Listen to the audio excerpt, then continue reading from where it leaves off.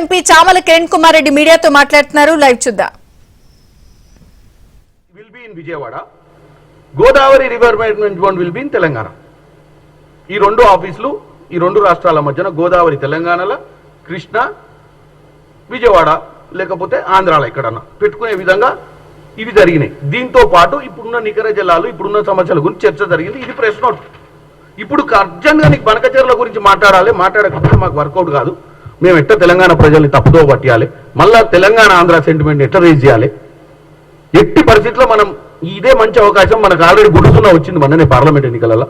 ఎట్టి పరిస్థితుల్లో రివ్యామ్ చేసుకోవాలి పార్టీ అంటే డెఫినెట్గా మనం తెలంగాణ ప్రజల్ని మళ్ళీ పాత సెంటిమెంట్ రైట్ గుంజి ఇక మనం కథం పట్టించేసి ఇక వీళ్ళు కొట్టుకుంటారని చెప్పి ఇక ఒకటే వాళ్ళిద్దరు గురు శిష్యులు, ఆ గురువుకి దక్షిణ ఇది అది అని చెప్పి స్క్రీన్ ప్లే డైరెక్షన్ అంతా వీళ్ళంతా వీళ్ళే. ఇక వీళ్ళ గురించి చెప్తా.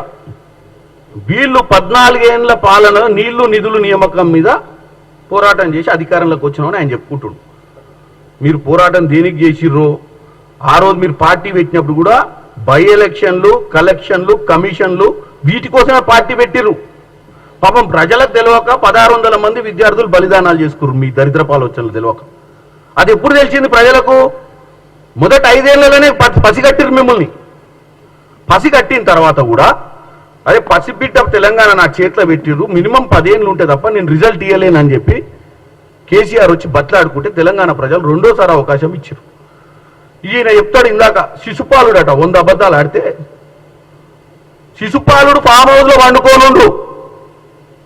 శిశుపాలుడు 10 సంవత్సరాలల్లా 2014, 2018 మేనిఫెస్టోలో పెట్టిన ఏ అంశాన్ని దళిత ముఖ్యమంత్రిని చేస్తా అన్న అంశం నుంచి 3 ఎకరాల భూమి కానించి 2 లక్షల ఉద్యోగాల కానించి ఇంద్రమ 2 బెడ్రూమ్ల ఇల్లుల కానించి అన్ని తుంగలోకి దక్కితేనే ఒంగో పెట్టి మడత పెట్టి ఫామ్ హౌస్ లో పెట్టిరు.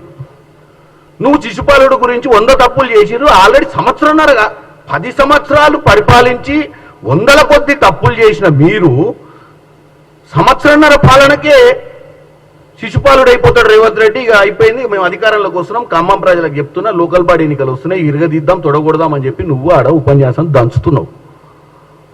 ఇంకా 3.5 సంవత్సరాలు అధికారంలో ఉంటాం. నువ్వు అన్నట్టు 2 అనగా 2 వేసుకుంటే 2 సంవత్సరాలు, 3 వేసుకుంటే 3 సంవత్సరాలు అయిపోదు. సమయం దాని ప్రకారమే ముందుకు పోతే ప్రజలు వాళ్ళ ప్రకారమే నిర్ణయం తీసుకుంటారు. నీ ఆవేశాన్ని చూసి నిర్ణయం తీసుకోరు.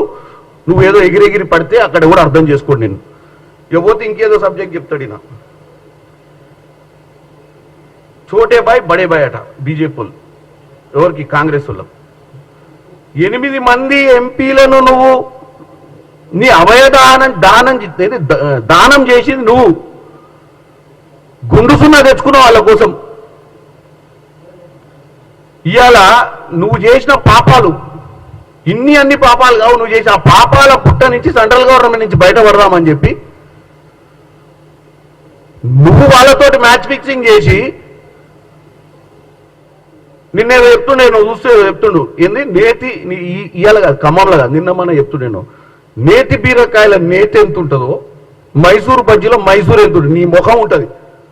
భారతీయ రాష్ట్రీయ సమితి తెలంగాణ ఎంత ఉందో గంతే ఉంటుంది. నువ్వు పెట్టుకున్నదే భారతీయ రాష్ట్రీయ సమితి తెలంగాణను పక్కకు తోసినావు. నువ్వు నేతి బీరకాయ గురించి మైసూరు బజ్జీ గురించి ముచ్చడి చెప్తే ఎవరు రాసిస్తుండు నీకు స్క్రిప్టు? నేతి బీరకాయ కథ నీదే. తెలంగాణ సెంటిమెంట్ మీద నిన్ను అధికారంలోకి తెస్తే ఏదో పీకుదామని భారతదేశంలో పోయి ఛత్రపతి శివాజీ అయితాను ఓవర్ కాన్ఫిడెన్స్ తోటి టీని బీకి బీన్ పెడితివి.